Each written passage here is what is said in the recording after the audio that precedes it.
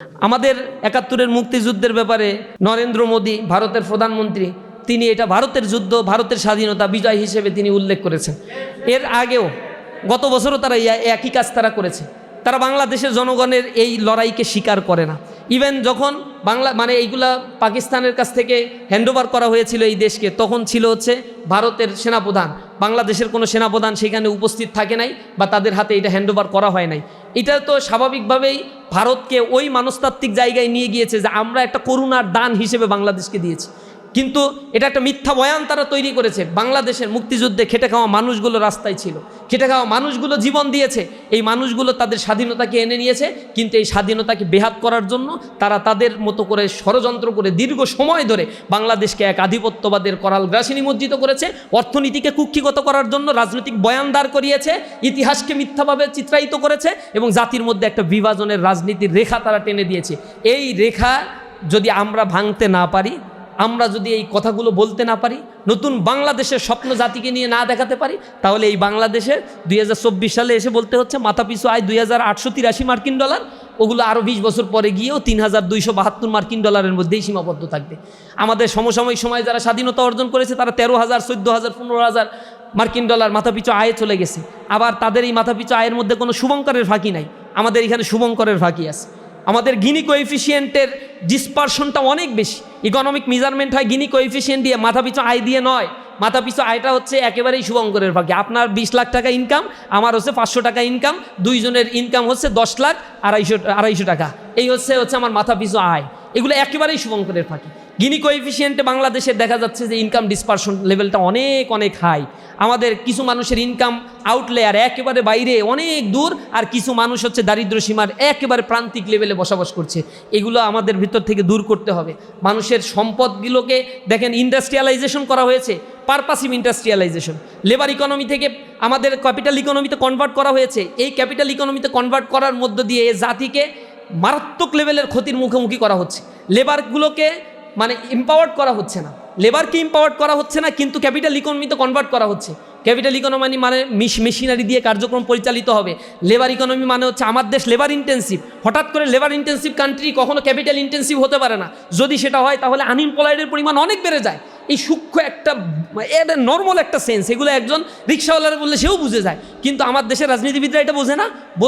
বুঝাও এগুলাতে রেসপন্স করবে না। যত দারিদ্র তত রাজনীতিবিদদের পিছনে পিছনে ঘুরবা, এইটা হচ্ছে তারা চায়। এই অর্থনৈতিক বন্দোবস্তটাও রিফরমেশন করা দরকার। আমরা আশা করি আমাদের মুক্তিযুদ্ধের প্রত্যয়, বিজয় দিবসের প্রত্যয় এটা হোক, দেশটা যেন মানুষের জন্য হয়।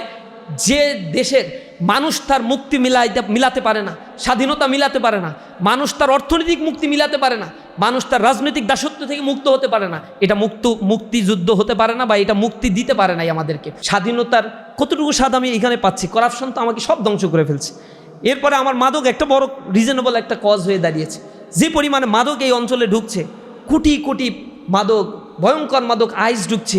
ইউনিভার্সিটিগুলোর জায়গা, আশেপাশের জায়গাগুলো মাদকের অভয়ারণ্যে পরিণত হয়েছে। আমার ইউনিভার্সিটিতে পড়াকালীন সময় আমরা জানতাম যে একটা টিম আছে ইউনিভার্সিটিতে, এ হচ্ছে মাদকের ব্যবসার সাথে জড়িত, এগুলো ওই কাজই করে এবং এগুলো হচ্ছে আমাদের ক্যাফেটেরিয়া বা ইসের পাশে এগুলো বসে থাকবে। এগুলোর একটা কমিউনিটি আছে, এটা জানা ওপেন সিক্রেট। বিশ্ববিদ্যালয়ের প্রশাসন জানে কিন্তু কোনো ব্যবস্থা নেবে না তারা। এই সিন্ডিকেটটা তারা লালন পালন করে। বিশ্ববিদ্যালয়ের প্রশাসন যেমন লালন পালন করে, এর ভিতরে তো একটা গোষ্ঠী আছে। এটা আপনারা দেখছেন যখন মাদক উচ্ছেদ অভিযান চালানো হয় তখন কি পরিমাণে আতে ঘা লাগছে। কারণ হচ্ছে এখান থেকে উচ্ছেদ করে দিলে তো আর মাদক ব্যবসা বন্ধ হবে না, সরকার ব্যবস্থা না নিলে। একটু দূর থেকে তাদের কিনে নিয়ে আসতে হবে। এইটাই হচ্ছে তাদের গাত্রদাহের সমস্যা, যে এত দূর থেকে কিনে নিয়ে এসে মাদক সেবন করা, এটা একটা মানবাধিকার লঙ্ঘন। এই মানবাধিকার লঙ্ঘন নিয়ে এখন আন্দোলন করতেছে।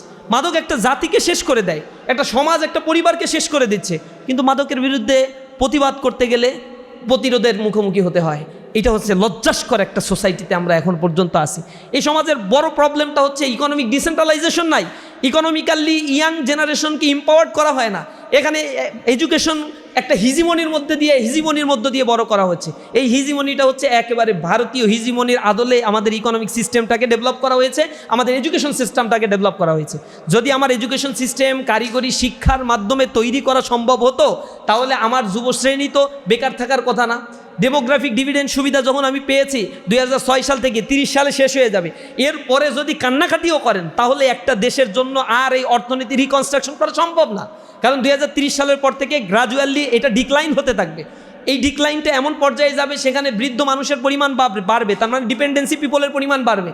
রাষ্ট্র তো ডিপেন্ডেন্সি ভাতা দেয় না, তাহলে ডিপেন্ডেন্সি পিপলের পরিমাণ বাড়লে ওয়ার্কিং পিপলের উপরে এক্সট্রা প্রেশার তৈরি হবে। এই এক্সট্রা প্রেশারগুলো হচ্ছে আনএমপ্লয়েড ক্রিয়েট করবে, সাথে সাথে আমাদের মধ্যে মানসিক অস্বস্তি তৈরি করে, আবার হচ্ছে মানে ইকোনমিকে আবার গ্রাজুয়ালি ডাউনওয়ার্ড স্লোপিংয়ের দিকে নিয়ে যায়। মানে আপনার ডিপেন্ডেন্সি পিপলের পরিমাণ বাড়লে আপনার ইনকাম একা, কিন্তু আপনার উপর ডিপেন্ডেন্স আছে 4 জন, তখন আপনি আপনার ইনকাম দিয়ে এই 4 জনকে সার্ভাইভ করতে গেলে আপনি আপনার বেসিক নিডস ফিল আপ করতে পারবেন না, পরের জেনারেশনের জন্য কোনো কিছু মানে আপনি সেভিংস করেও যেতে পারবেন না। অর্থনীতি গ্র্যাজুয়ালি এখানে ডিক্লাইন হতে থাকে এবং অ্যানার্কি সিচুয়েশন তৈরি হয় সোসাইটির মধ্যে। এই সোসাইটির মধ্যে তখন হচ্ছে নিম্নবিত্ত শ্রেণী মানে সন্ত্রাসকে বাছাই করে নেয়, লুটপাটকে বাছাই করে নেয়, কোনো একটা রাজনৈতিক আশ্রয়ের অধীনে যায় এবং সেই রাজনৈতিক শক্তিকে কুক্ষিগত করে করাপশনকে তারা তাদের হাতিয়ার হিসেবে গ্রহণ করে নেয়। ইকোনমির সাথে সোসাইটির করাপশনের অঙ্গাঅঙ্গিভাবে একটা সম্পর্ক রয়েছে। তাহলে আমার ইকোনমিকে কেন 2006 সাল থেকে রিফরমেশন করা হইল না, রিকনস্ট্রাকশন করা হইল না? যুব শ্রেণীকে ইম্পাওয়ার্ড করা হয়নি কেন? ইকোনমিক জোন তৈরি করা হয়নি কেন? বিদেশে যারা যাচ্ছে শ্রমিক হিসেবে সেই মানুষগুলোর জন্য একেবারে ফ্রি করে দাও, বিদেশে আমি লোক পাঠাবো।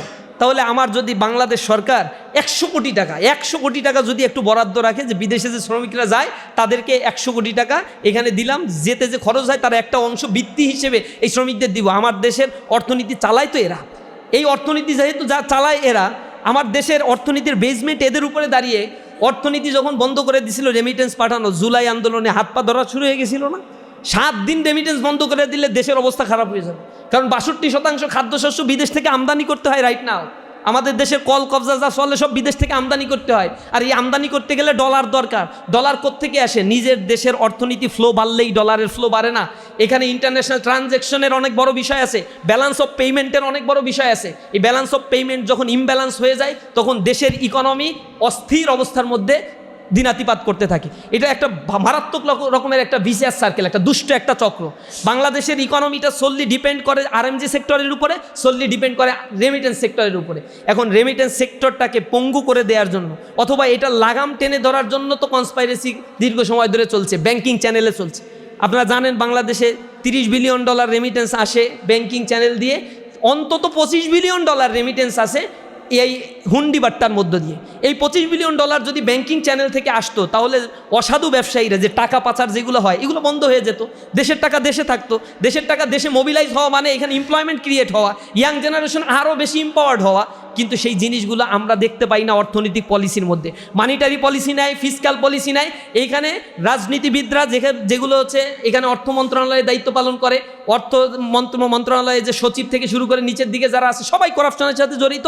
সুতরাং কোন ইন্ডিকেটরে কোন দিকে কি গুরুত্ব দিতে হবে এই জিনিসগুলোকে তারা সঠিকভাবে আইডেন্টিফাই করতে পারলেও কোনো ধরনের মেজারমেন্ট তারা নেয় না। মেজারমেন্ট না নেওয়ার পিছনে একমাত্র কারণ হচ্ছে এখানে একটা বিশাল অংশের টাকা তাদের পকেটে যায়, এগুলো তারা নিয়ন্ত্রণ করতে পারে না। প্রতি বছরই ব্ল্যাক মানি হোয়াইট করার সুযোগ দেওয়া হয়। কেন ব্ল্যাক মানি হোয়াইট করার সুযোগ দেব? অবৈধভাবে টাকা পাচার করছে আর তুমি এটা হোয়াইট করার জন্য অফার দিয়ে দাও। অফার দিলে কয় টাকা হোয়াইট করে? কেউ হোয়াইট করে না। সবসময়ের জন্যই এই সুযোগ সুবিধা, তার মানে এই রাষ্ট্র জাতিগতভাবে একটা করাপশনের মধ্য দিয়ে যেতেই তারা পছন্দ করে। এখন এইগুলো নিয়ে তো সচেতনতা আমাদেরকে করা হয় না, যুব শ্রেণীকে করা হয় না। আমাদেরকে ক্লাস বাঁধানো ওই যে ন্যারেটিভ নিয়ে আসে 71 তুমি রাজাকার, তুমি আলবদর, তুমি আশামস, যাদের সাথে সংসার আজকে তারা রাজাকার, আবার যাদের সাথে সংসার ভেঙে গেল তারা হচ্ছে এই ট্যাগিং ফ্রেমিং দিয়ে অর্থনৈতিক একটা বন্দোবস্তের হাব তৈরি করছে একটা নির্ধারিত গোষ্ঠী। এই গোষ্ঠীর এই হাবটাকে যতদিন পর্যন্ত ভাঙা না যাবে এই দেশের মধ্যে অস্থিরতা কখনোই কমবে না। এই জিনিসটা এখন আমাদেরকে রিথিঙ্ক করার একটা মোক্ষম সময় আসছে। ইতিহাসের গতিতে চলে না, ইতিহাস তার ইকোনমিক ফিলসফির আলোকে চলে, পলিটিক্স তার ইকোনমিক ফিলসফির আলোকে চলে। ইকোনমিক্স আলাদা কোনো সাবজেক্ট এই পৃথিবীতে ছিল না।